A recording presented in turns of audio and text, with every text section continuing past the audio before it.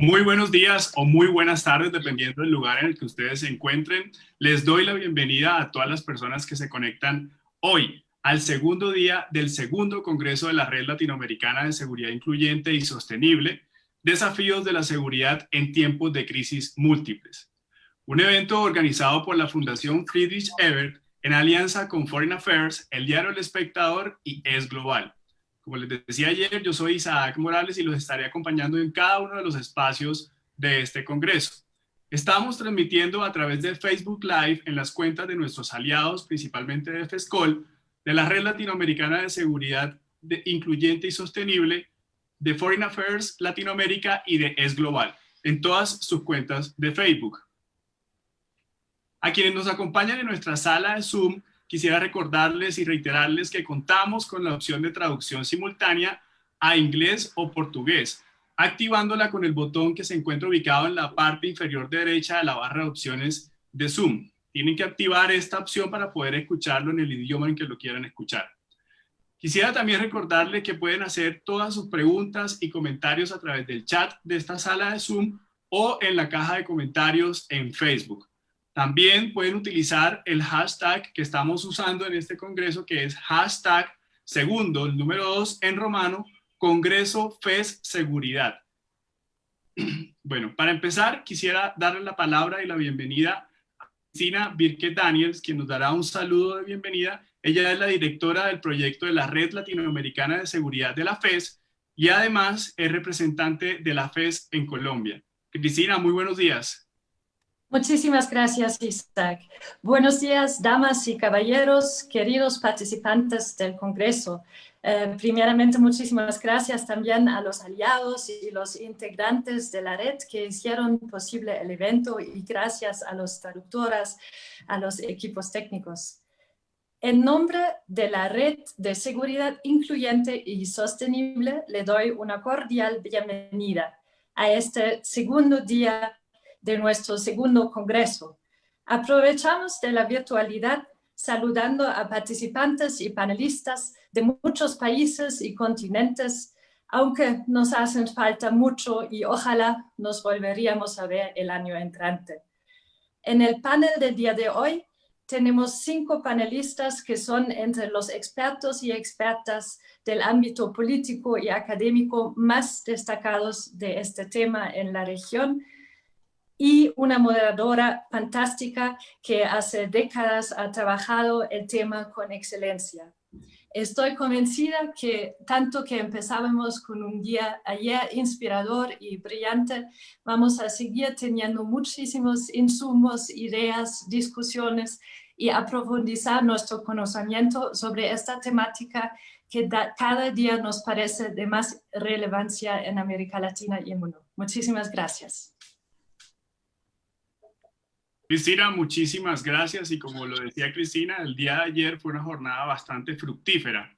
En la jornada de ayer de nuestro congreso tuvimos la oportunidad de conocer reflexiones y análisis de diversas expertas y expertos en materia de seguridad, sobre todo en el contexto latinoamericano. Les quería recordar que durante la mañana se abordaron los desafíos de la seguridad en América Latina, identificándose factores comunes y elementos particulares de cada país, sobre todo en el contexto brasileño y argentino, pero haciéndose siempre un especial énfasis en la necesidad de dar respuesta conjunta como región. También en la tarde acudimos a una discusión teórica sobre el concepto de la seguridad y cómo este se ha adaptado al contexto latinoamericano, resultando en todo un desafío su comprensión también. Siguiendo con nuestra programación, a esta hora damos inicio a la jornada de la mañana de el segundo día del segundo Congreso de la Red Latinoamericana de Seguridad Incluyente y Sostenible. A continuación, veremos el panel denominado El regreso de los militares a la política. Este panel, como lo decía Cristina, cuenta con panelistas de muy alto nivel y será moderado por la profesora Ruth Diamén. La profesora Ruth es profesora en la Universidad Torcuato Di Tella y es investigadora principal del Consejo Nacional de Investigaciones Científicas y Técnicas de Argentina, CONICET. Fue jefa de gabinete del Ministerio de Defensa entre 2003 y 2005. Además, ha sido asesora de la presidencia provisional del Senado argentino entre 2006 y 2009. del grupo asesor, también ha hecho parte del grupo asesor en asuntos de desarme del secretario general de las Naciones Unidas entre 2013 y 2016. Es miembro del Consejo Asesor del Club de Madrid y se ha especializado en seguridad regional e internacional, democracia, cuestiones cívico-militares y desarme. Además, y para finalizar, ha escrito varios libros y artículos sobre democracia y defensa. Profesora Ruth, tiene usted la palabra y bienvenidos a nuestros panelistas también. Antes de que pase la profesora Ruth, también quisiera recordarles nuevamente, pueden hacer sus preguntas por el chat de Zoom o por la caja de comentarios. Profesora Ruth, muy buenos días. Desde usted la palabra. Gracias, Isaac. Buenos días a todos. Buenas tardes para los europeos. Bueno, como ya anticiparon, esta es una mesa sobre militarización dentro del enfoque que es peculiar de este proyecto, de esta red, que es la idea de la seguridad incluyente y sostenida, una seguridad distinta de la que muchas veces escuchamos. Y está además cercada dentro de una situación muy particular, que es la crisis sanitaria, en la cual nosotros vemos que se ha agudizado una tendencia hacia la militarización en América Latina. Es la forma en que el poder político recurre a los ejércitos para afrontar peligros que no son del ámbito militar. No es nada nuevo que los ejércitos plieguen para brindar apoyo en situaciones de crisis humanitaria, desastres naturales y ahora en cuestiones de salud. Y lo que estamos viendo desde hace ya unos años es un empoderamiento de los militares en el campo político, y esto es lo que nosotros llamamos militarización, que en nuestra región se ha presentado de dos formas distintas. Por un lado, lo que llamamos la policialización de las Fuerzas Armadas, o sea, cumplir con tareas de seguridad pública, que en realidad se diferencia de la tarea militar. La seguridad pública implica imponer la ley. El objetivo de las Fuerzas Armadas es que se prepara y entrena para defender un territorio, una población y los valores de una comunidad. Vamos ahora a ver si estas nuevas formas de participación en la vida social frente a la pandemia ha generado o no una mayor militarización. Y para eso vamos a recurrir a la opinión de nuestros panelistas. Voy a decir muy brevemente un antecedente de cada uno, porque ustedes tienen en el programa una descripción mucho más larga. Pero Lilian Bovea es socióloga, doctorada en la Universidad de Utrecht, en Holanda, es profesora en el Departamento de Justicia Criminal de la Universidad de Pittsburgh, en Massachusetts, es miembro del Grupo de Trabajo de Naciones Unidas sobre Mercenarios. Wolf Gravendorf es politólogo alemán, especializado en temas de relaciones internacionales y de seguridad de América Latina. Elvira Cuadra Lira es socióloga nicaragüense, investigadora especializada en análisis de conflictos y seguridad y derechos humanos en Centroamérica, es autora de libros y ensayos sobre los temas mencionados, e investigadora del Centro de Investigaciones de la Comunicación 5 en Nicaragua. Javier Pérez Aquino es un general retirado de Argentina, asesor en procesos de paz, estrategia y liderazgo internacional. Y Francine Jacome es directora ejecutiva e investigadora del Instituto Venezolano de Estudios Sociales y Políticos, INVES, y cuenta con investigaciones y publicaciones sobre seguridad y defensa en Venezuela, y participa además de esta red latinoamericana de seguridad incluyente y sostenible. Entonces les pediría, empezando por Lilian, que comente brevemente si considera que la pandemia ha generado nuevas oportunidades de militarización en República Dominicana, o si quiere ampliarlo a alguna otra región de la América Latina. Lilian, te doy la palabra. Muchas gracias, Ruth.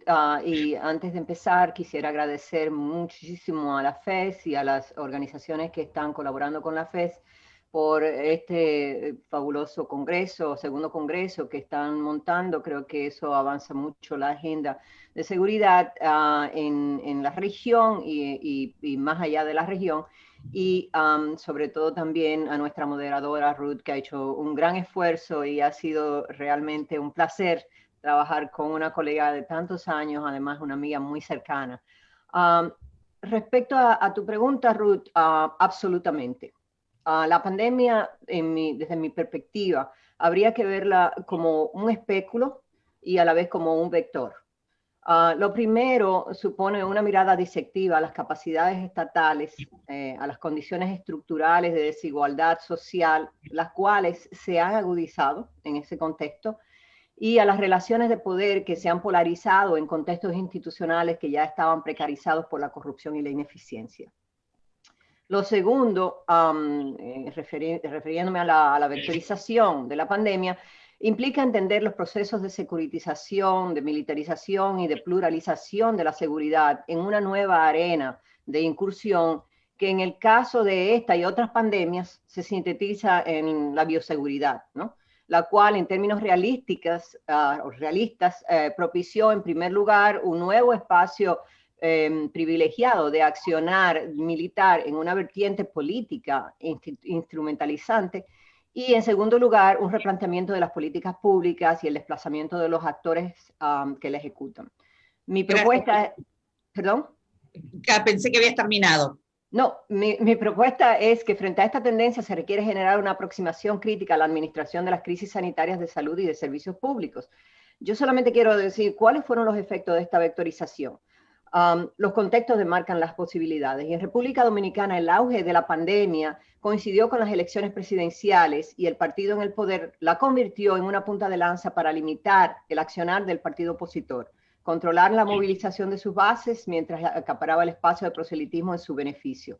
Y por otro lado, la pandemia activó el discurso ultranacionalista y se cristalizó en el envío de militares y de efectivos militares a la frontera dominico-haitiana, sustentando en un discurso profiláctico en la que el actor militar fungió como el instrumento de asepsia purificador y además clave en el afirmamiento de esa visión. Ellos instrumentalizaron la ejecución de la no política migratoria basada en la contención, y en ese desplazamiento confluyeron el discurso de la identidad nacional y racial con el de protección a la soberanía. Muchas gracias, Ruth. Gracias, Lila. Elvira, ¿por qué no nos comentas tu visión? Hola, bueno, en el caso de Nicaragua y de alguna manera en el caso de Centroamérica, esta pandemia ha sido una oportunidad para un nuevo protagonismo de los militares. De hecho, prácticamente en todos los países de la región, con excepción de Costa Rica, que no tiene ejército, sino una fuerza pública, un cuerpo de policía más bien de carácter civil, los militares han estado, digamos, al frente de las principales tareas o de las principales actividades vinculadas con la pandemia. Lo hemos visto en el caso de Honduras, lo hemos visto en el caso de El Salvador e incluso en el caso de Guatemala. Nicaragua tiene una situación particular con una crisis sociopolítica que inició en 2018 y se ha extendido hasta la fecha.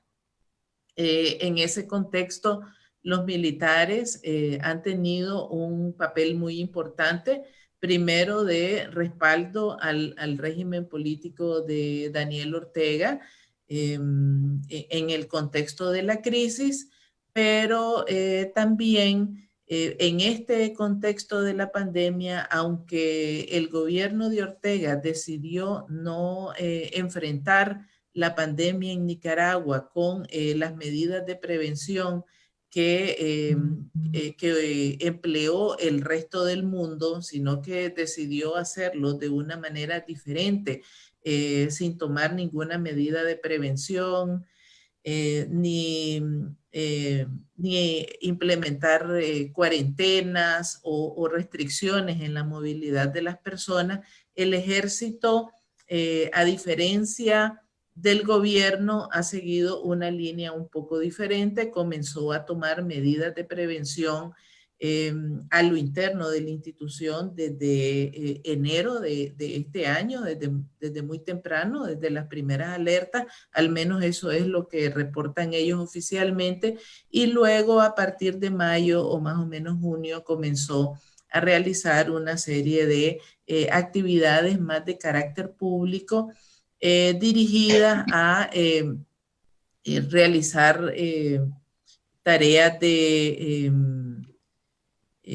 prevención con la ciudadanía.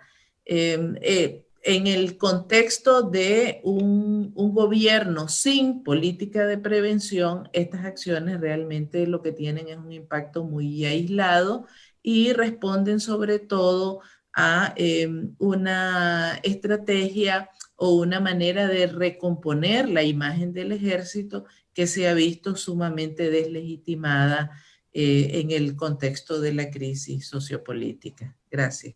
Gracias, Elvira. Francine, ¿puedes contarnos? Yo sé que Francine va a estar sin imagen por los problemas de conexión en Venezuela, pero la vamos a escuchar. Bueno, muchas gracias a ustedes. Es un placer estar en este panel. Agradezco mucho a FES y a Ruth también por... Ay, se ha perdido la conexión, vamos a esperarla. Todo el trabajo que probablemente de video.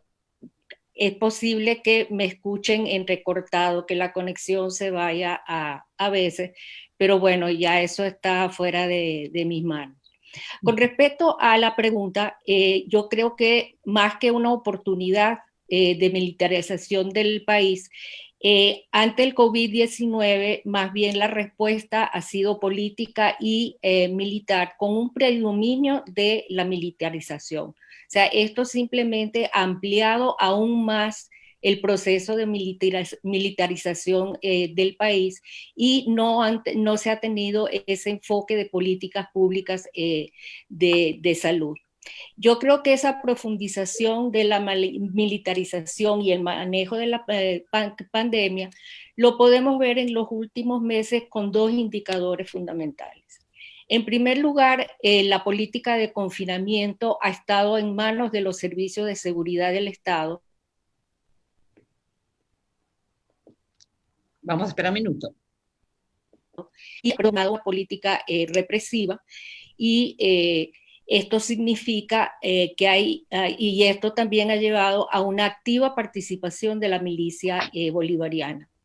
El segundo indicador es que justamente el tratamiento o cómo se aborda la problemática del COVID-19 y las estrategias para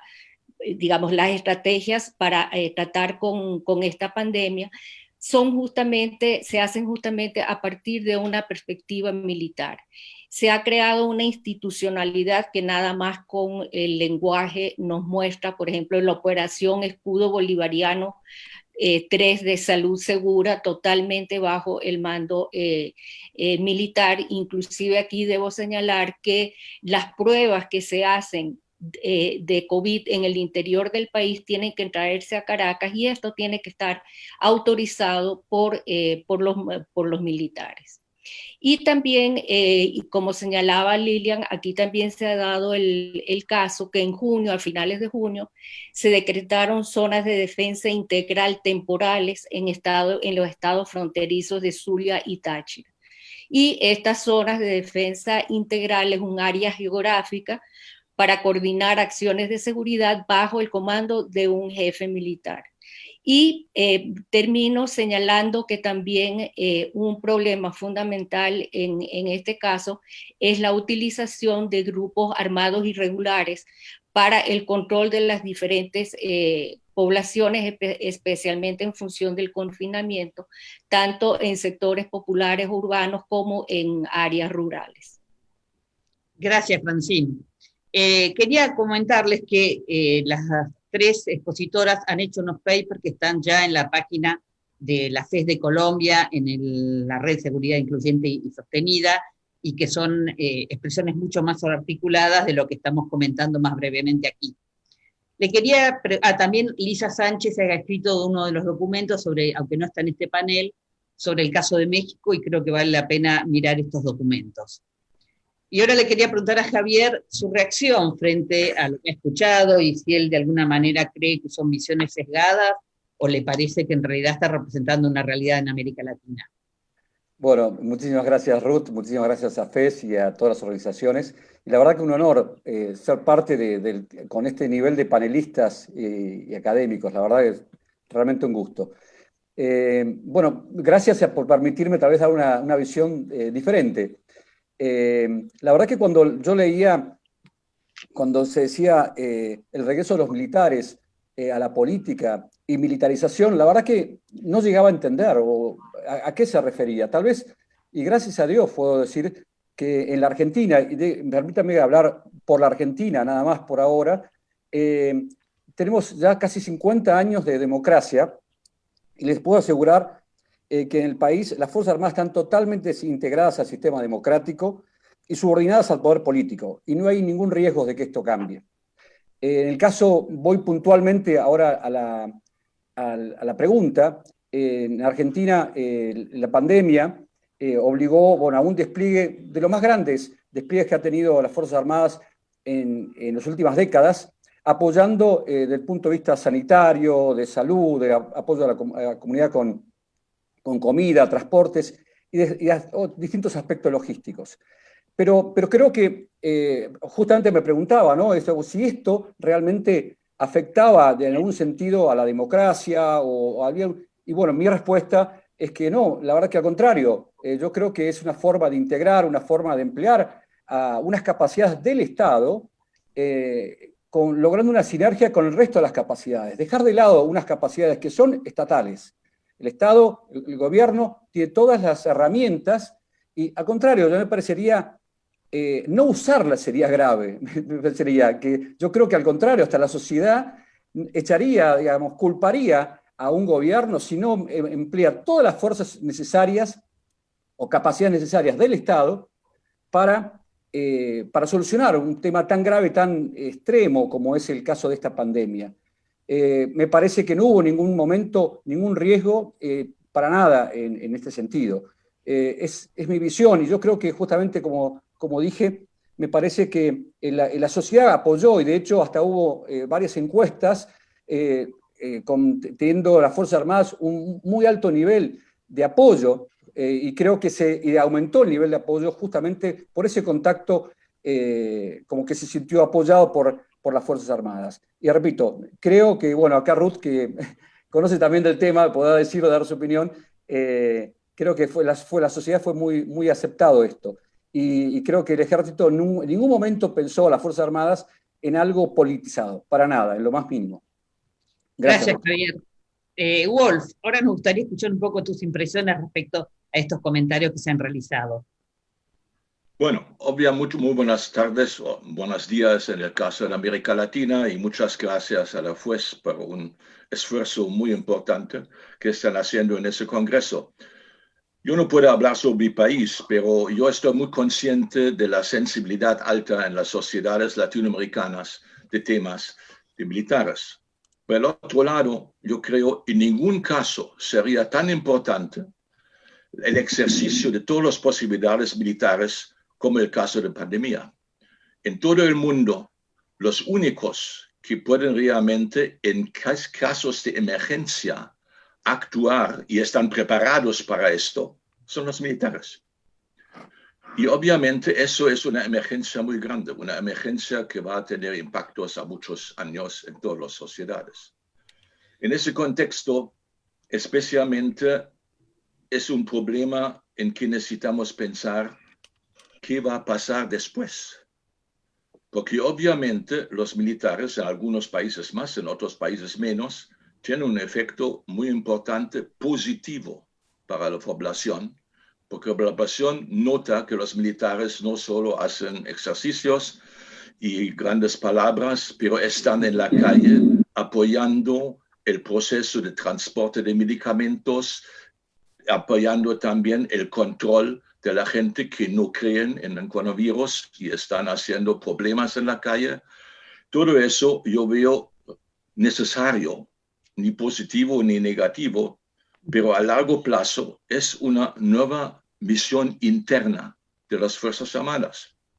Y esa nueva misión interna, porque no es la última pandemia, obviamente, va a tener consecuencias.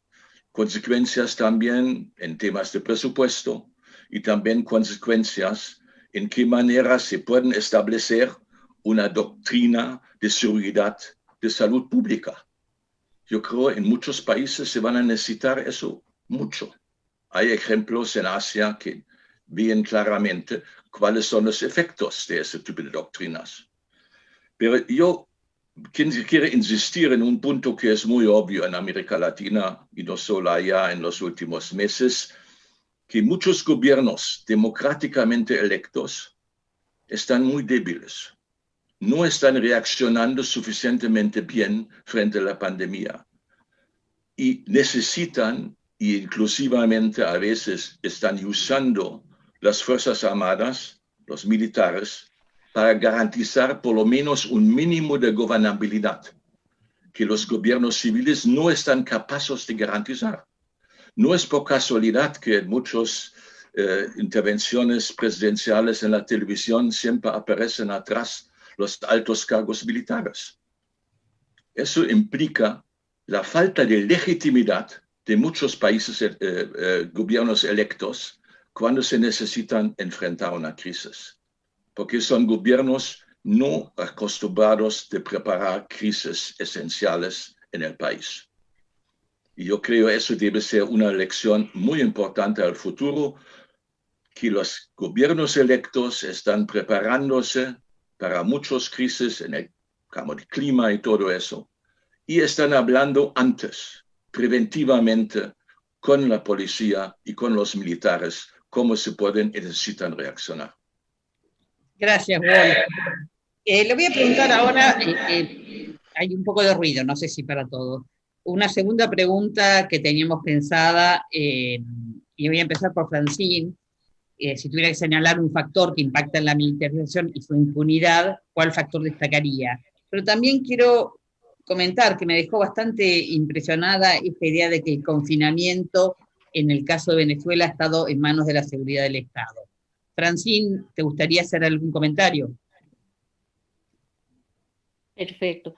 Bueno, con respecto al confinamiento, básicamente, digamos, la aplicación de ese confinamiento está fundamentalmente en manos de los órganos de seguridad del Estado.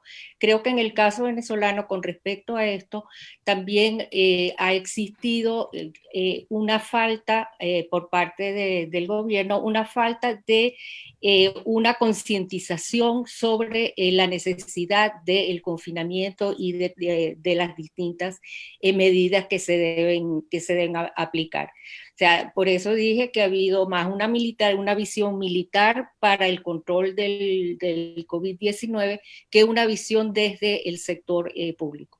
Con respecto a tu pregunta, Ruth, yo creo que en el caso venezolano, el problema fundamental que impacta sobre esto tiene que ver o está relacionado con la partidización de la Fuerza Armada y lo que ha significado su desprofesionalización y la ausencia de un control civil independiente sobre el uso legítimo de la fuerza, que está un poco relacionado en respuesta a algunos de los puntos que ha señalado Wolf. Yo creo que los militares han sido partícipes de una transición desde la democracia imperfecta, pero democracia al fin, hacia un régimen autoritario. Hay autores, por ejemplo, como Mijares y Cardoso, que justamente han señalado que especialmente ya había presencia militar en el país y en el gobierno desde hace 20 años, pero especialmente a partir del 2013 más bien se ha dado un proceso en el cual el Partido Socialista de Venezuela, el oficialismo, ha infiltrado la institución militar, convirtiéndola en un actor político para... Ya regresa.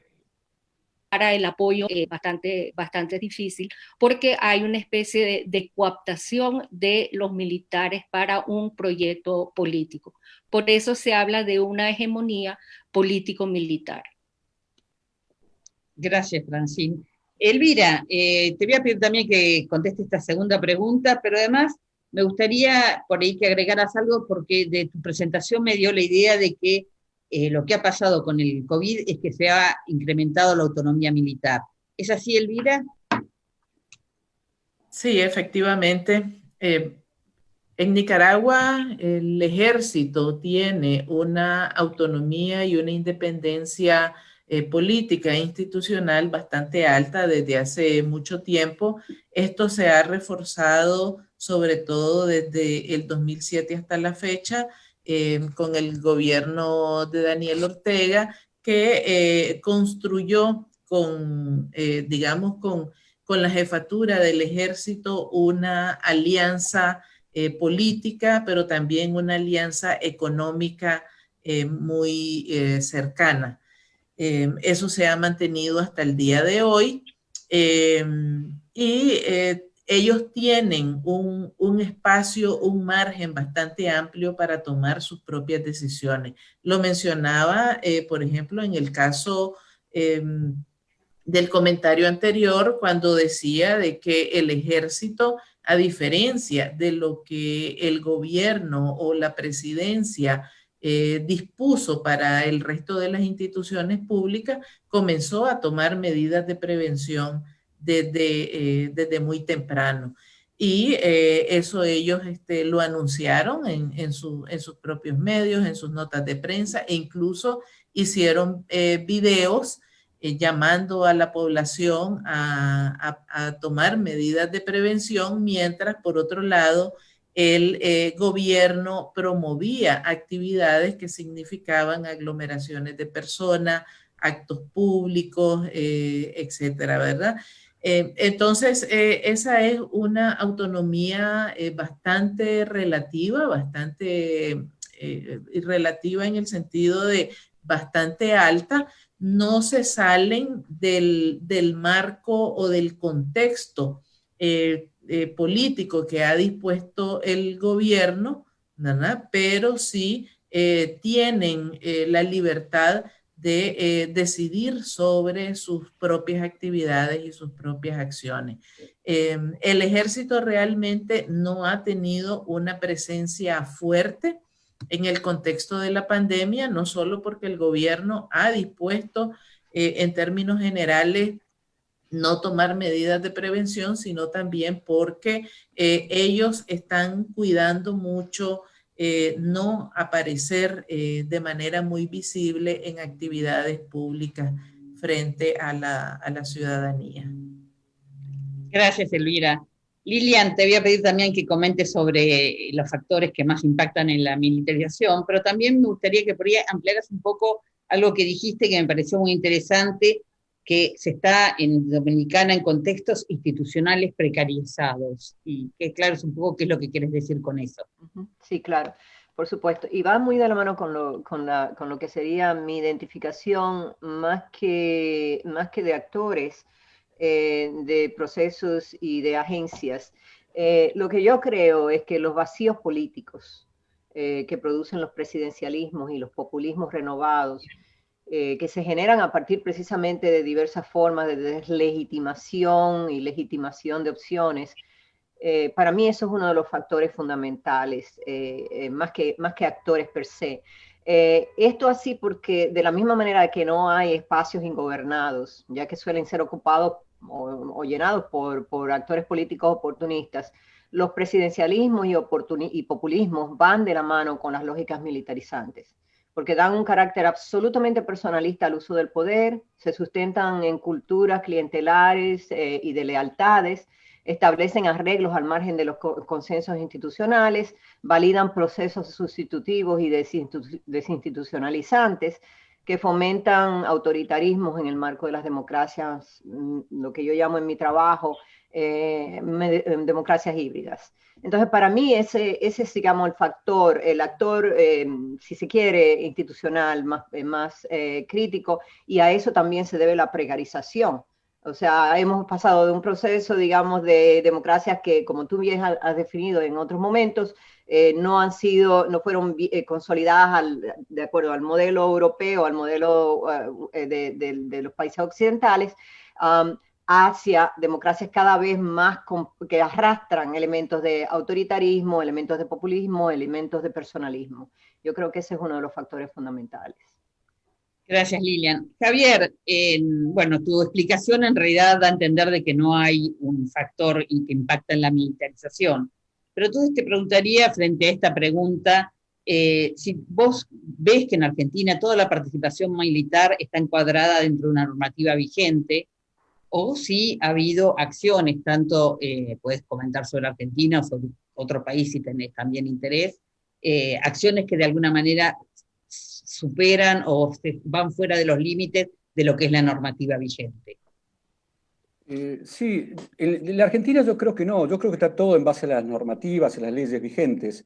Como tú sabes, hay, además de la función principal, las Fuerzas Armadas tienen otras misiones establecidas en las leyes como, digamos, participación en misiones de paz, apoyo logístico a operaciones de seguridad, Antártida, control, bueno, varias actividades. Pero yo creo que, un poco respondiendo también un poco a la pregunta, creo que es fundamental que las actividades, y también en base a lo que habló Wolf, relacionando qué pasa después, es importante que todas las actividades que no son de la función principal de las Fuerzas Armadas sean transitorias. En términos generales, entiendo que en algún país es necesario que sea permanente, pero si se establecen actividades permanentes a una organización, se le quita la razón de ser. Entonces yo creo que para estos casos particulares y excepcionales se deben usar en forma transitoria por un determinado tiempo y que tienen que estar en relación a las capacidades de las Fuerzas Armadas y hasta lo posible que sirva, que en algunos casos se da, también sirva para la capacitación de las fuerzas. Si se hace permanente, ahí se pierde un poco. Y al mismo tiempo creo que es muy importante, también relacionado con... el poder político tiene que establecer bien clara la normativa y tiene que saber, tiene que ser consciente de qué normativas y dar claras las órdenes, no participación en general, sino usted debe participar y organizar esa participación de forma tal de que no haya ninguna duda y ninguna posibilidad de que haya una militarización o una intervención de los militares en la política. Yo creo que eso es fundamental. Y lo ideal para mí sería que el poder político, pero también con asesoramiento y trabajo conjunto con las Fuerzas Armadas, para que definan bien esos límites de las acciones o las actividades de las Fuerzas Armadas. Gracias, Javier. Wolf, nos gustaría escuchar ahora tus comentarios. Yo quiero un poco apoyar el argumento de Lilian. Yo veo uno de los problemas más graves sobre la politización de las Fuerzas Armadas en el presidencialismo, que cada presidente puede nombrar fácilmente en la mayoría de los países nuevos altos cargos. Y al otro lado, muchos militares o altos cargos militares están muy preocupados por esa politización de las Fuerzas Armadas que vemos en algunos países más, en otros menos. Muy claramente en México, en Brasil especialmente, para no hablar de Venezuela, que es un caso muy especial. Porque la peor situación para las Fuerzas Armadas y su misión principal o su rol principal en cualquier sociedad es una politización. Porque la politización impide la unidad y justo las Fuerzas Armadas dependen por su jerarquía enormemente del sistema de unidad. Y vemos en caso Bolivia también ha visto eso, también en caso venezolano. Alta politización siempre implica desunidad, división en las Fuerzas Armadas, y eso es lo peor que puede pasar para un país, porque eso implica que en una manera u otra el país va a la ingobernabilidad, cuando los militares no son la única fuerza de última ratio. Eso tenemos obviamente también en países que tienen otras fuerzas altamente armadas. Eso es un tema aparte de eso. Pero yo veo mucho esa fuerza, esa idea también en muchos analistas, que los malos de la película son los militares. Yo veo los males de la política, los políticos que invitan a los militares de hacer más cosas en el país que realmente deben hacerlo. Y lamentablemente eso tiene mucho que ver con la falta de legitimidad de muchos gobiernos electos y de la necesidad de tener una administración civil mejor preparada para cualquier tipo de emergencias y también de problemas de control de la calle, porque obviamente no podemos repetir la situación del octubre del último año, cuando muchos militares no querían ir a la calle, pero los policías no tenían suficiente capacidad y los gobiernos insistieron en mandar los militares en la calle para la represión. Yo creo que eso es muy importante de ver, que el interés de los militares de tener más presupuesto, yo entiendo perfectamente. Pero el interés de militares tener más influencia política, yo dudo en muchos países. Gracias, Wolf. Para ir a la tercera pregunta que teníamos programada, me gustaría hacer una pequeña, digamos, un pequeño comentario, porque en realidad lo que uno está percibiendo es que hay como una nueva legitimidad para la presencia de las Fuerzas Armadas en el ámbito de la política, en el ámbito de las cuestiones sociales, y que la pandemia de alguna manera ha ayudado a esta legitimación de los militares en la vida social, en las calles. Y bueno, frente a esto, si a ustedes les parece que esto es una situación que puede crear tensiones o debilidades democráticas, ¿y quiénes serían los actores que de alguna manera podrían recuperar la función militar, en lo específicamente militar, y frenar de alguna manera esta actuación pública de las Fuerzas Armadas en la vida social? Empiezo de nuevo con Lilian. Sí, gracias. Sí, voy muy por la línea de la última intervención de Wolf, y quería hablar un poco del tema, de lo que pasa después, ¿no? Después del acto, y el tema de las gobernabilidades competitivas que se producen. Nosotros partimos siempre, los que estamos trabajando con estos temas hace años, del precepto de que toda democracia descansa en el control que ejercen las autoridades electas sobre sus militares. Sin embargo, nuestras democracias y liderazgos civiles necesitan también ser cualificados especialmente bajo esquemas populistas y presidencialistas, como yo mencioné previamente, y de dominio unipartidista incluso. Entonces hay que promover la conquista de lo contrario, de ese esquema, ¿no? Los ejércitos continúan teniendo un mando operativo, mientras las demás instancias civiles asumen más bien un papel normativo, y eso es un problema. Entonces, si yo fuera a identificar actores, yo diría que hay dos tipos de actores, estatales y civiles. Por un lado, se necesita la institucionalización y el reforzamiento de las policías como vínculo primordial entre la sociedad y el Estado en materia de garantías de seguridad y protección, ¿no? Ellas tienen que ser reforzadas. Yo pasé por toda la experiencia en República Dominicana de lo difícil que fue fortalecer el ramo policial, y eso dio paso precisamente a que los mismos gobernantes decidieran usar los militares. Los ministerios de Interior necesitan recuperar su identidad y rol protagónico. Los gobernadores y autoridades locales tienen mucho que aportar, aún en esquemas centralizados y nacionalizados, como el caso de República Dominicana. En el lado civil, los partidos políticos juegan un papel fundamental en creación de conciencia y también de líneas de trabajo. Y creo que también, obviamente, dentro de las organizaciones civiles ha habido un resurgimiento en los últimos años, sobre todo a partir de precisamente los procesos de militarización de la seguridad. Entonces, para mí son actores, los actores se dividen en esos dos grandes rangos, y creo que básicamente van por la línea de reforzar y de establecer las identidades claras. Excelentes propuestas, Lilian, gracias. Elvira, ¿te gustaría ahora comentar tú? Sí, yo también coincido con lo que plantearon con anterioridad Wolf y Lilian, en el sentido de que una responsabilidad importante descansa en las autoridades civiles, en la conducción civil del sector de la defensa, y particularmente en la conducción del papel que pueden tener los ejércitos, sobre todo en los regímenes democráticos.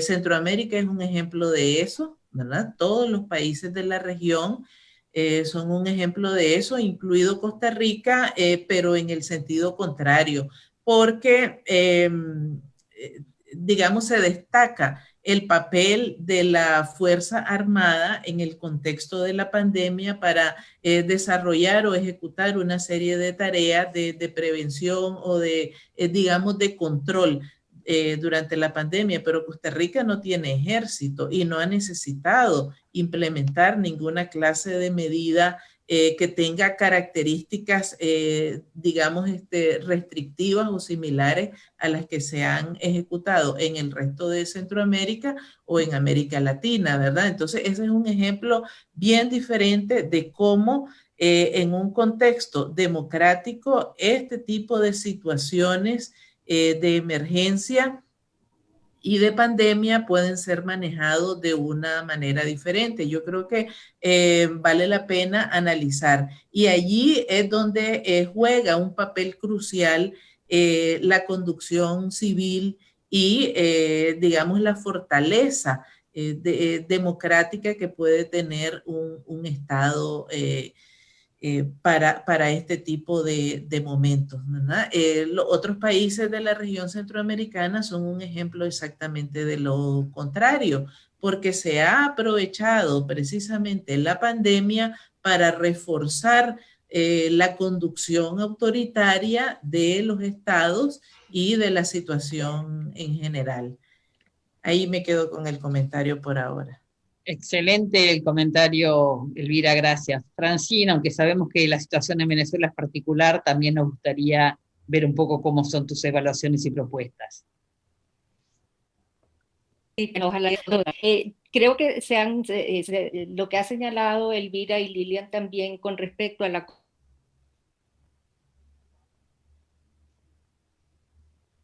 Ahora retoma. conducción y creo que es uno de los principales problemas que tenemos.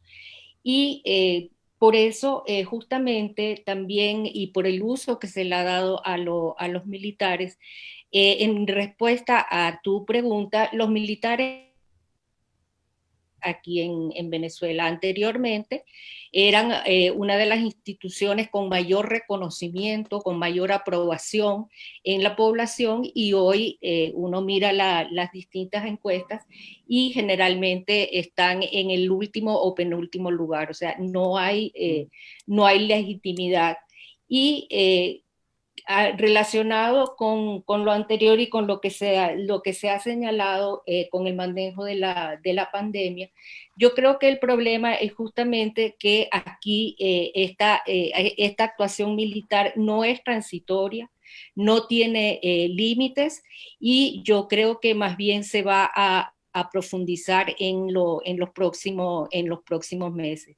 Dar una respuesta a esta interrogante es sumamente difícil en el caso venezolano. Como ya dije, estamos ante una élite política militar que se mantiene efectivamente en el poder, que tuvo que afrontar esta pandemia para la cual no estaba preparada, pero en el caso venezolano creo que hay una particularidad.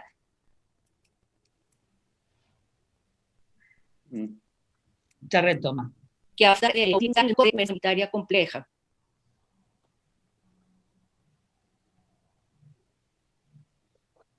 A lo mismo que los actores empezá de nuevo de la particularidad, pues se cortó. Ajá, la particularidad que afrontar el COVID-19 en el caso venezolano se produce en el marco de una emergencia humanitaria compleja, o sea, una gravísima crisis económica y social. Creo que eso es un factor que hay que tomar en cuenta. Hay mucha desinformación por parte del régimen con respecto al desarrollo de los contagios. Muy poco los expertos, infectólogos, etcétera, muy pocos creen realmente en las cifras que está dando el gobierno, y después de las elecciones del 6 de diciembre para la Asamblea Nacional, yo creo que vamos a ver un ascenso, o sí, van a aumentar los contagios. Aquí yo destaco las organizaciones de la sociedad civil. Yo creo que las organizaciones de la sociedad civil pueden ser actores decisivos, pero también tenemos que tomar en cuenta que en el corto plazo podemos esperar más represión, van a limitar o desaparecer el trabajo de las organizaciones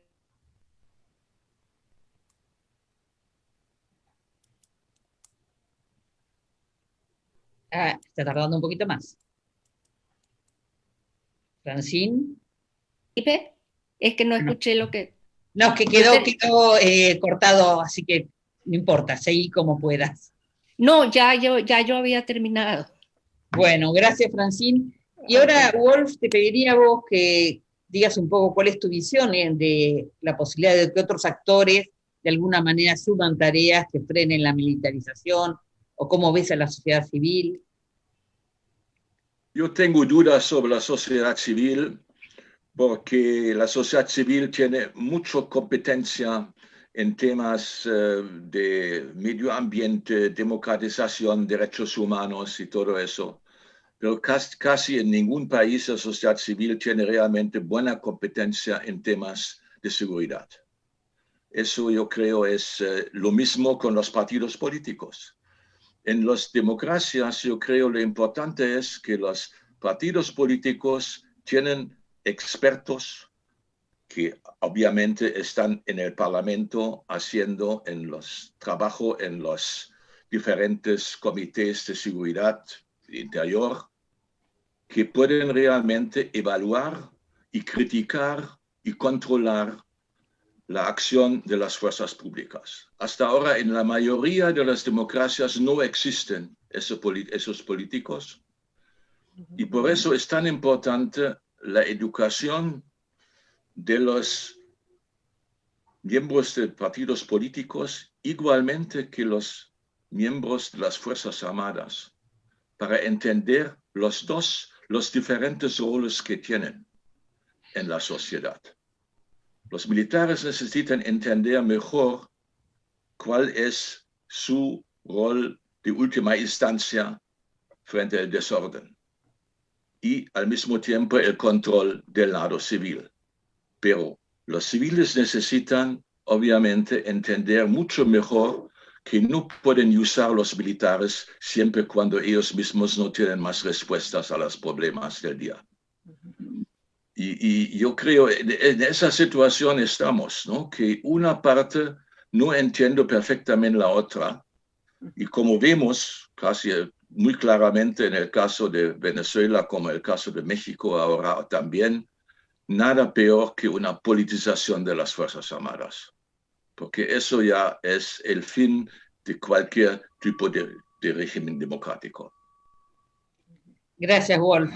Javier, desde el otro lado de haber sido durante tantos años militar general de la Nación, ¿cuál es tu visión de esta sociedad civil y de estos actores que de alguna manera, según lo que dijo Wolf, tendrían que estar mejor preparados para manejar o conducir la cuestión de la defensa y la seguridad?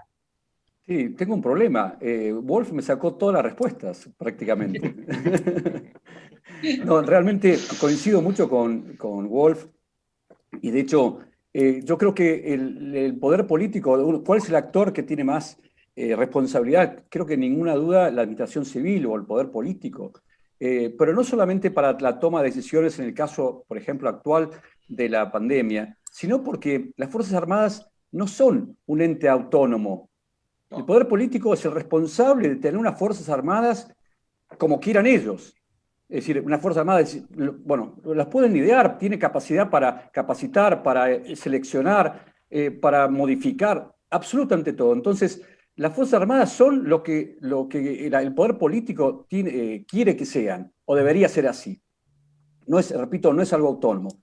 Pero para eso, como dijo Wolf, se necesitan políticos, una administración civil que conozca sobre el tema de defensa y de seguridad.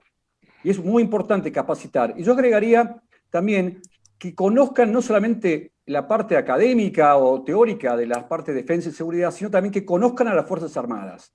Que conozcan no solamente los roles, sino que conozcan a nivel personal. Yo estoy convencido, tal vez por mi experiencia, el contacto personal hace maravillas. Que se conozcan a la gente hace maravillas. La verdad que creo que también es importante trabajar en conjunto, no en forma aislada. Y el otro paso, por supuesto, que en base a eso hace falta unas Fuerzas Armadas muy disciplinadas, totalmente disciplinadas, para que no haya en la entidad completa, no haya nadie que fuera a otro lugar que no sea el indicado, que sea una cosa, como decía Wolf, una unidad completa, pero eso se logra con unas Fuerzas Armadas profesionales, eficientes y disciplinadas, pero con fuertes valores, por supuesto, con fuertes valores democráticos. Así, de esa forma, y también profesionales y no politizadas. Es decir, no puede haber dentro de las Fuerzas Armadas oficiales que tengan la camiseta puesta, como decimos nosotros, o opinando a favor de un partido político o de otro. No. Dentro de las Fuerzas Armadas, la unidad es fundamental y es el Estado. Uno responde a la nación, no a un partido político. Creo que con eso, con esas dos pautas, digamos, teniendo políticos capacitados en temas de defensa y seguridad, Fuerzas Armadas disciplinadas, no politizadas y profesionales, la verdad que las Fuerzas Armadas puede hacer cualquier actividad sin que el sistema democrático esté en peligro. Muchas gracias, Javier. Voy a sumar ahora algunas de las preguntas que fueron llegando al chat. La primera es, y bueno, digamos, estas preguntas son para todos los panelistas, cada cual puede responder a la que le guste más o se sienta más cómodo, pero voy a hacer las 4 preguntas juntas y después, en todo caso, tomamos una segunda ronda de preguntas. La primera es la de Celina Romero, que pregunta si la militarización de la seguridad pública es una amenaza a la democracia. Hay una segunda pregunta de Raúl Benítez, que dice si no se debilita la democracia, no por la presencia militar, sino por la falta de transparencia en los manejos de la política. Una tercera de Pablo Celi, que pregunta si esta ocasional intervención de las Fuerzas Armadas implicaría o necesitaría un cambio de la doctrina militar. Y la cuarta que nos ha hecho Arlene Tickner, que dice, si suponer que la sociedad civil no conoce los temas de seguridad, no es de alguna manera descalificar los aportes que hace la sociedad. Y yo voy a agregar una para Javier, porque bueno, creo que hizo una presentación muy interesante en esta última intervención, pero lo que él propone, que es Fuerzas Armadas profesionales y no politizadas, no es lo que se ve en la mayoría de los países de América Latina. Entonces, bueno, ¿qué consecuencias tiene esto para la región, aunque no sea específicamente para Argentina? Ahora sí les doy el turno a quien quiera comenzar a responder. Lilian primero, me ha levantado la mano. Sí, gracias. Bueno, para responder la pregunta si acaso la militarización de la seguridad pública es una amenaza, básicamente el problema, y es algo que yo experimenté cuando estuvimos trabajando en el desarrollo del Plan Nacional de Seguridad Anticrimen, es más que es una amenaza a la institucionalidad. Definitivamente que las policías juegan un papel primordial, como yo decía, es la cara del Estado y es lo que establece la relación con la sociedad. Y por supuesto que si estas son suplantadas por las Fuerzas Armadas, eso debilita o de todas maneras tronca la posibilidad de que esa institución sea fortalecida en su función pública, en su función como un servidor público. Es la instancia pública que más debe estar sujeta a escrutinio de la sociedad civil, y lo hemos visto en todos los países, incluso aquí en Estados Unidos. Y para ello necesita tener muy claro cuál es su ethos y cuál es su misión y cuáles son sus funciones. Entonces, suplantar la policía con las Fuerzas Armadas, militarizar a las policías, como también se está haciendo, corre el riesgo de que precisamente ese vínculo entre sociedad, ese vínculo de escrutinio, ese vínculo de crear balances entre sociedad e instituciones se pierda. Y con respecto a la pregunta de Arlene, que me parece muy interesante, también la respondía, yo estoy muy de acuerdo con ella. El asunto creo que hemos avanzado mucho en los saberes y en la concientización de parte de la sociedad, de sectores de la sociedad civil. El problema es que tenemos que avanzar hacia la creación de espacios donde esos saberes tienen una aplicación real, donde precisamente puedan convertirse en políticas, puedan tener una incidencia en esas políticas y no se quede solamente en un proceso de crear opinión, etcétera. O sea, esos saberes desde la sociedad civil que se han ido fomentando por todo lo que, incluso estos medios que estamos utilizando ahora mismo, estas instituciones, hay que llevarlos al espacio donde puedan tener una incidencia en la planificación y en la decisión en la toma de decisión. decisiones. Lo voy a dejar ahí. Gracias. Gracias, Lilian. ¿Quién quiere seguir? Wolf. A ver, yo no tengo ninguna duda que los académicos tienen un enorme conocimiento en esos temas, pero yo dudo que los académicos son los representantes principales de la sociedad civil. La sociedad civil es muy amplio. Son los sindicatos, son mucha gente, las iglesias, todos son. Entonces, y esta gente, contrario a los académicos, se preocupan con esos temas como están aquí presentes, no tienen ni mucho interés en el tema y no tienen mucho conocimiento del tema. Y quiero insistir de nuevo en el problema que en muchos países los policías están peor pagados que los militares, tienen peor formas de moverse y todo eso, y son siempre vistos como una función de Estado esencial, pero no de alta imagen. Yo creo que debe ser justo al revés. Debe ser que los policías están tratados por el Estado como realmente la cara del Estado en la calle, como dice Lilian, y eso implica un ministerio interior muy fuerte. Y eso implica también que no como en Colombia, los militares son parte del Ministerio de Defensa. Entonces, ahí veo la gran diferencia. Los militares van a ser mucho más felices cuando no tendrían un papel en la calle, en la seguridad pública, porque eso implica que pierden su buen nombre. Además, están mucho más fácil corrompidos, en relación con los narcos y todo eso. Todo eso no conviene nada a los militares. Pero el problema es que la mayoría de los gobiernos no están realmente en capacidad de poner en marcha una institucionalidad de respuesta de fuerza pública frente a los más graves problemas, que es el crimen organizado y ahora la pandemia, el futuro probablemente problemas de cambio climático. Y no hay realmente, cuando se vienen a los programas de partidos políticos, ¿dónde hay un interés en eso? Especialmente, lamentablemente, en los partidos políticos más progresistas, que no se preocupan con la imagen de la policía. Sería muy importante de hacer eso. Y yo creo en ese sentido es un momento no muy oportuno de hablar de militarización, porque en el momento la militarización es para la mayoría de los gobiernos una necesidad del día. Ojalá sería transicional y ojalá se están aprovechando el tiempo para crear algunas administraciones más efectivas y en una manera u otra también, eso es mi crítica de siempre, la gente me conoce, continuas. No se cambian las administraciones de policía y de militares cualquier tiempo hay un cambio de gobierno. Esos son los problemas más graves en las administraciones latinoamericanas, creo. Gracias, Wolf. ¿Quién quiere seguir? ¿Francine? Yo había pedido la palabra.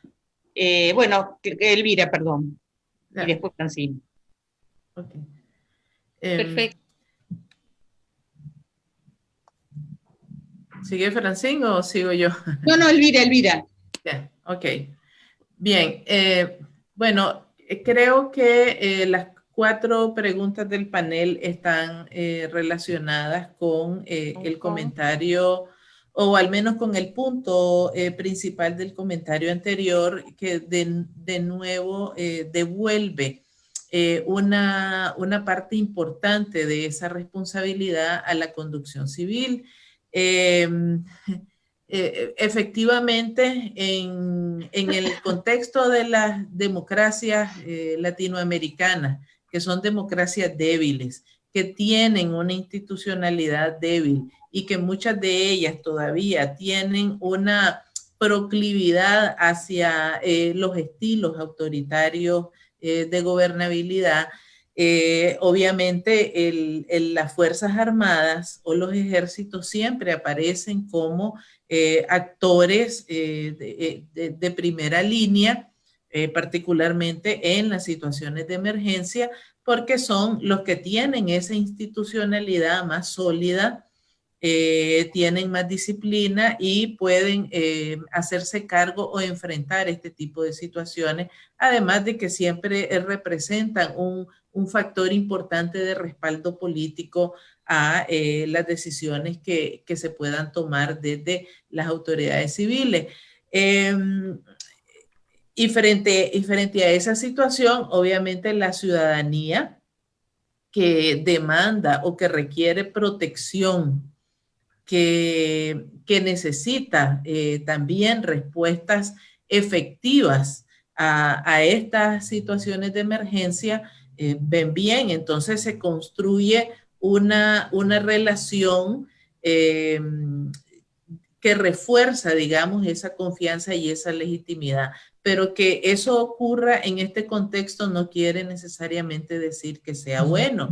Y pongo el ejemplo del caso de Nicaragua, ¿verdad? En el caso de Nicaragua, esa relación, esa alianza fuerte entre el gobierno de Daniel Ortega y la cúpula militar dio lugar, previo a la crisis del 2018 y previo también a la pandemia, a la construcción de un andamiaje jurídico e institucional que le dio prevalencia al ejército por encima de otras instituciones y que rompió completamente con la naturaleza democrática del régimen político en Nicaragua, ¿verdad? Esto a pesar de todas las alertas y de todo lo que se dijo del lado de sociedad civil. Entonces tenemos ahora, por ejemplo, en el caso de Nicaragua, un Ministerio de Defensa que no tiene absolutamente ninguna función, quedó reducido a ser una simple secretaría, algo sumamente ejecutivo, muy pequeño, y una relación directa entre el presidente y el jefe del ejército, que permite el nombramiento de una serie de militares activos y en retiro en puestos críticos de naturaleza civil, ¿verdad? Entonces, este es un caso crítico, no se conoce a veces con todos sus detalles en el resto de América Latina, pero nos da una muestra de hasta dónde puede llegar esa relación si se pervierte. Aquí dejo mi comentario, gracias. Gracias, Elvira, muy claro tu comentario. Francine, te damos ahora la palabra.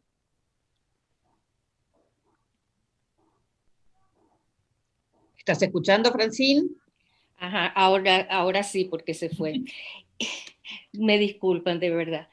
Y también yo pude escuchar realmente dos preguntas.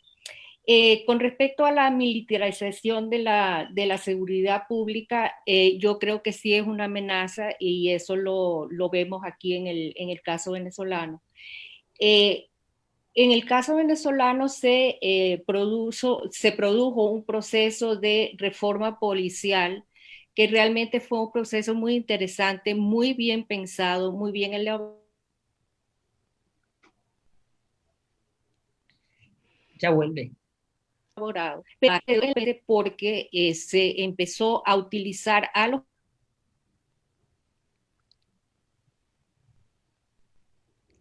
militares en el proceso de reforma policial. Más bien lo que se ha hecho es, se ha profundizado, se ha ampliado la participación de la Guardia Nacional Bolivariana en la seguridad pública, y esto ha llevado a violaciones de derechos humanos. Incluso hay la perversidad que existe de militarizar las policías. Nosotros tenemos un cuerpo élite que se llaman las fuerzas que han tenido una actuación, incluso han sido señalados en los informes de las Naciones Unidas con respecto a esto. Y la segunda pregunta que hacía, creo que Pablo, era sobre si esto implica un cambio de doctrina.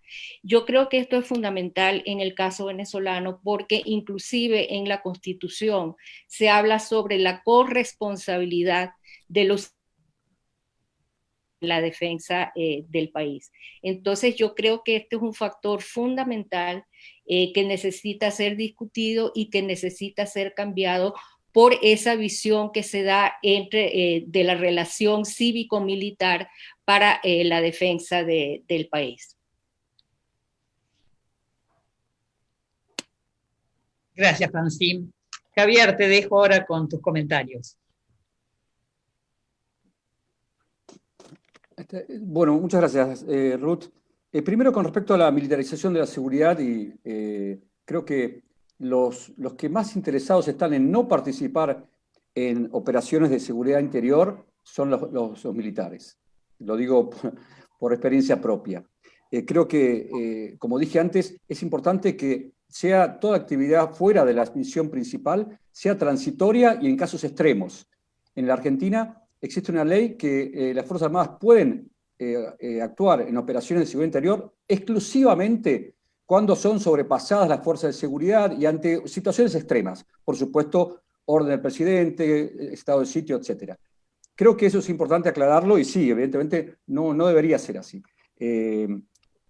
Después, con respecto a que se habló sobre el tema de... No quise hacer una crítica a que no conocen la administración civil o lo político respecto a seguridad o defensa, sino lo dije en general, lo que se debe hacer y que de hecho, bueno, en la Argentina no es así, digamos, creo que en los últimos años, y creo que acá Ruth es un ejemplo claro, de cantidad de no solamente políticos, sino académicos que conocen mucho sobre defensa y seguridad. Y eso creo que fue un paso muy importante en la Argentina.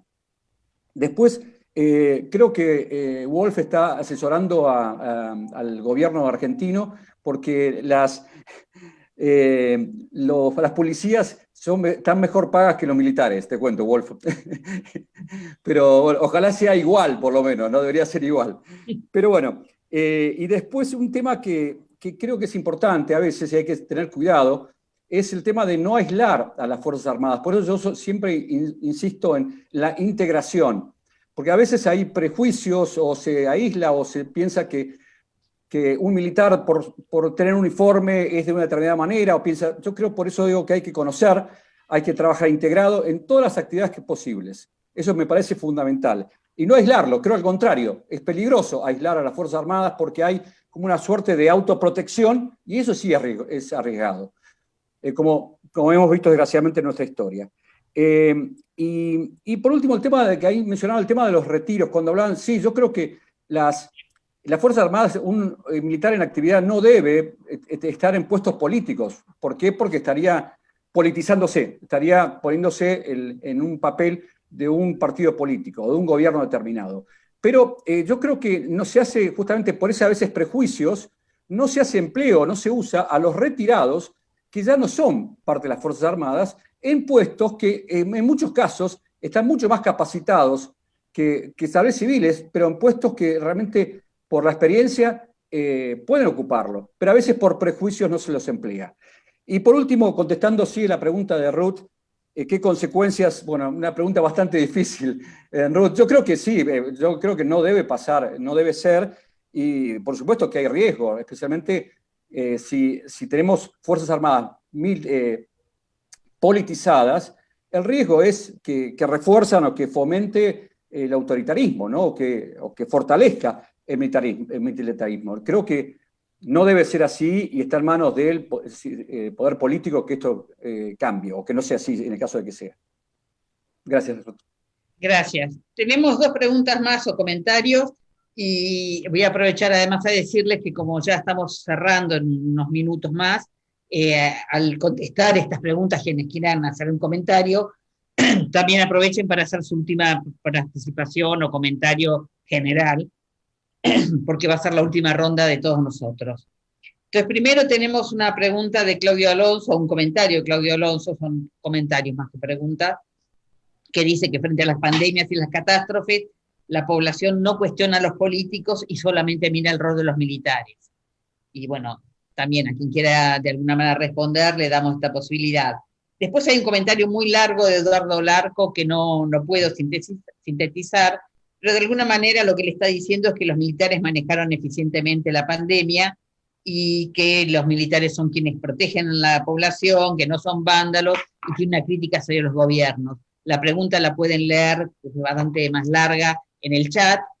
También le dejo abierto si alguien quiere hacer un comentario sobre esto, y el comentario que tengan que hacer de cerrada de sus exposiciones. Pero yo tengo un comentario para Wolf, porque yo creo que no es una necesidad la participación de los militares. Doy dos ejemplos cortos, ¿no? O sea, obviamente las Fuerzas Armadas tienen una logística muy rápida y muy eficiente que no hay otros sectores que la puedan tener. Pero en vez de desplegar a militares para que repartan barbijos o delantales o medicación, ¿por qué no usar a los estudiantes de medicina, que en realidad están mucho más cercanos a ese tipo de actividad? O lo mismo, digo, en Argentina se ha visto, y esto ha pasado en casi toda América Latina, que los militares estaban haciendo ollas populares para alimentar a poblaciones carenciadas. ¿Por qué no los comedores que existen, que son comedores populares y que tienen una práctica ya bastante armada y organizada en repartir comida a poblaciones carenciadas? Entonces yo no lo veo como una necesidad y me gustaría que por ahí Wolf después respondiera un poco a esta idea. Ahora sí vamos en el orden inicial para poder ir cerrando. Lilian primero. Sí. Bueno, yo quisiera responder a esa pregunta larga o ese comentario largo que tienen con la última frase que señala Larco Solano, que dice, las Fuerzas Armadas de ahora no son las de la década de los 70. Y esto es algo que tú conoces muy bien, Ruth, porque precisamente tú has enfatizado en uno de tus trabajos que efectivamente no estamos, en la mayoría de los países, yo diría el caso, obviamente, para República Dominicana, no estamos enfrentando la posibilidad de un golpe de Estado como se dieron en los años 70. Ese no es el problema. El problema es la ubicuidad que tienen las Fuerzas Armadas actualmente, que han logrado realmente convertirse en una instancia y en una agencia prácticamente imprescindible, que sí han adaptado sus doctrinas incluso a ese proceso de acomodamiento que están haciendo y de expansión hacia la sociedad.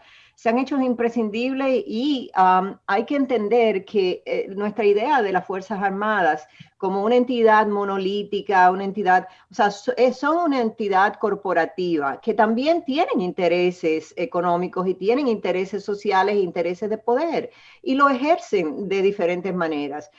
El tema de la corrupción aquí prácticamente no lo hemos agotado. Wolf hizo mención de eso, pero una de las cosas que yo sé es que sabemos que en la región del Caribe y en muchos países de América Latina las Fuerzas Armadas han participado dentro de todo el esquema de corrupción dentro del Estado y fuera del Estado. O sea, en México, no vamos a hablar, o sea, uno piensa solamente en México, pero no es solamente México o Brasil, países donde la Fuerza Armada está muy institucionalizada, ahí hay también una participación en eso. Entonces, han pasado de ser una casta, de ser castas a ser élites, ¿no? Y junto con las élites políticas también juegan un papel importante. Entonces, yo creo que la idea no es pensar en sustituir una élite política por una élite militar. Yo creo que hay que hay que fomentar y trabajar por un balance. Yo creo que efectivamente hay que dar más espacio, o sea, hay que ir creando espacio donde la sociedad civil se expresa. Aquí no hemos hablado tampoco de los medios y de los medios sociales, o sea, de las redes sociales incluso, que juegan también un papel por lo menos de opinión. Pero yo insisto que el tema principal es cómo vamos a abrir canales para lograr institucionalizar y lograr fortalecer esa presencia civil, digamos, como un balance a esos déficits dentro del Estado, como dentro de las instituciones como las Fuerzas Armadas corporativas, con intereses particulares, con intereses partidarios, económicos, pecuniarios. ¿Cómo vamos a crear un balance, ¿no?, entre esas dos fuerzas desde el sector de la sociedad? Y yo creo que ese es el gran dilema que tenemos arriba, de ir abriendo esos espacios de decisión en los ámbitos locales y en los ámbitos nacionales y también en los ámbitos regionales. Gracias, excelente, Lilian, muchas gracias. Elvira, por favor.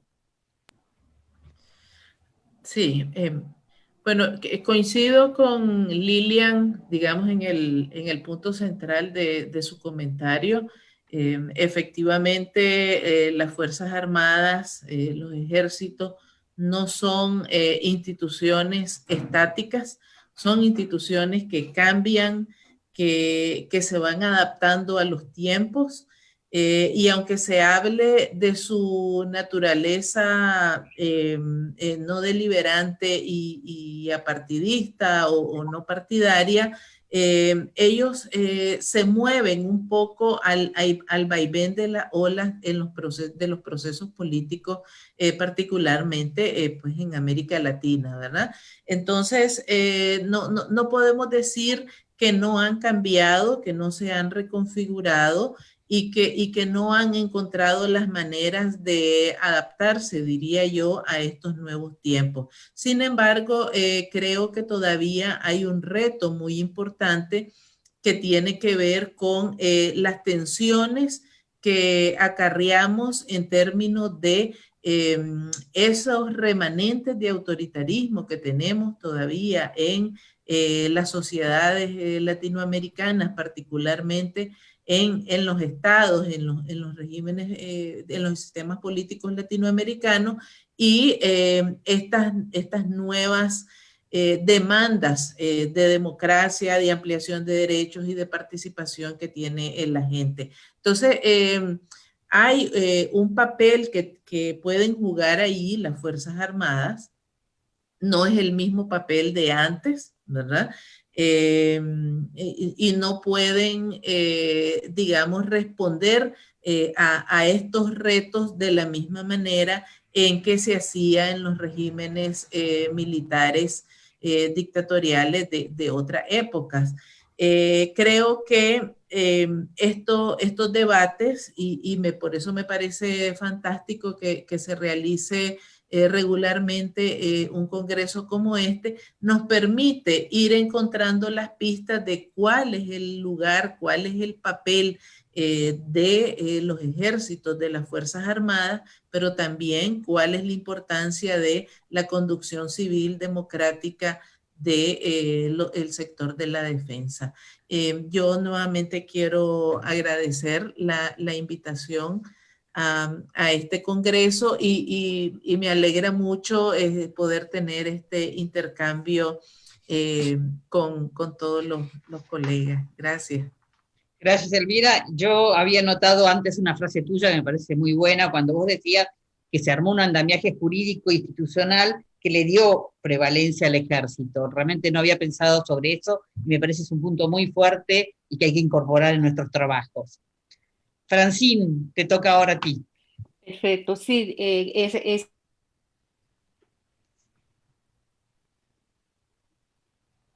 Empezá de cero. Últimos 20 años, que es muy importante tu comentario, porque justamente aquí se ha dado todo ese andamiaje para el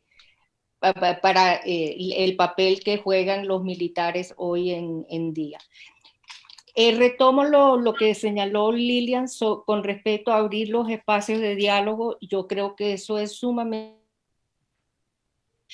lo que señaló Wolf con respecto a la necesidad de capacitación de los partidos políticos, de las organizaciones sociales. Creo que en este caso podemos ver justamente todo el daño que puede hacer la ausencia de conocimiento sobre el mundo militar con respecto a diferentes acciones que se desarrollan desde los partidos, esencialmente desde los partidos políticos, donde se cometen muchísimos errores. En el caso de que los militares protegen a la población, yo creo que eso, esa visión, creo que eso depende mucho de cómo actúan los militares ante esta situación. Entonces, si se les da, por ejemplo, a medios de comunicación, etcétera, un tratamiento de terroristas, creo que es muy difícil que se vea como una protección a la población. Lo dejo ahí también agradeciendo mucho y especialmente la paciencia. Gracias, Francine, como siempre brillante. Javier y después Wolf tienen 2 minutos exactos. No, prácticamente lo que hemos dicho antes, y creo que evidentemente cada país tiene realidades muy distintas, es muy difícil unificar todas las realidades de los países latinoamericanos, y creo que prácticamente me sorprendió que casi todos tenemos más o menos la misma visión en diferentes, tal vez, digamos, perfiles, pero creo que el diagnóstico está, lo importante es, como dijo Lilian, el balance, ¿no? Y tratar de ver cómo se soluciona eso. Por eso yo tal vez insisto que el poder político es el gran responsable y que debe modificar eso, porque las Fuerzas Armadas no son autónomas y tienen la herramienta, el poder político, para justamente evitar la militarización y capacitar a las Fuerzas Armadas. Creo que eso es muy importante y nuevamente, solamente, Ruth, para agradecer la invitación a participar de esta reunión. La verdad que me encantó la diversidad de formas de ver y muy interesante todo. Muchas gracias, Ruth. Wolf, gracias. Rápidamente a la pregunta de Ruth, que siempre son preguntas muy difíciles de responder, sí. Pero yo insisto que las Fuerzas Armadas principalmente son la institución para emergencias. Y cuando un gobierno no tiene la capacidad de dar comida o dar inyecciones o dar techos a sus habitantes, obviamente los militares son la última instancia para esto. Y eso es su deber prácticamente también. Pero hay un problema atrás de todo eso, porque con la excepción de Cuba y Venezuela, los militares en América Latina no tienen enemigos externos. Entonces, su tradicional trabajo desapareció y están en búsqueda de una nueva misión. Pero esa nueva misión solo pueden crear en conjunto con los civiles y con las autoridades electos. Y las autoridades electos, lamentablemente, hasta ahora, no tienen buenas ideas cómo usar los militares mejor para la seguridad de cada uno de los grupos diferentes, pero también en el sentido que no son los males de la película siempre cuando una cosa no funciona. Bueno, muchas gracias. Realmente ha sido un panel excelente, con ideas muy claras, muy profundas. Yo vuelvo a recomendar que los que están interesados en profundizar un poco en estos temas, consulten los 5 documentos que están en la red de seguridad incluyente y sostenible, que está dentro de la página de la FES.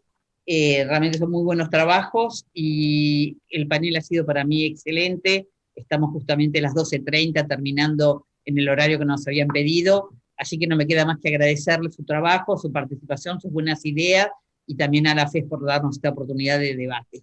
Gracias. Gracias. Muy bien, con este panel se ha puesto sobre la mesa el análisis del rol de los militares, su relación con la sociedad civil y el ámbito político, y cómo se han adaptado a nuestra época, sobre todo en el contexto latinoamericano. Muchas gracias, profesora Ruth Diamín, quien ha estado moderando este panel, y a nuestros panelistas invitados al segundo panel denominado El regreso de los militares a la política, que se hizo en el marco del segundo Congreso de la Red Latinoamericana de Seguridad Incluyente y Sostenible, que lo hemos denominado Desafíos de la Seguridad en Tiempos de Crisis Múltiples. Un evento que estuvo organizado por la Fundación Friedrich Ebert en alianza con Foreign Affairs, el diario El Espectador y Es Global. Muchas gracias también a todas las personas que estuvieron conectados en el Facebook Live y en la sala de Zoom. Esta tarde nos volvemos a ver con un panel que va muy en coherencia con el panel que acabo de terminar, que se denominó Militarización de la Seguridad Pública, esta tarde a las 4 horas Colombia. Muchísimas gracias y feliz mediodía, aquí en Bogotá. Bueno.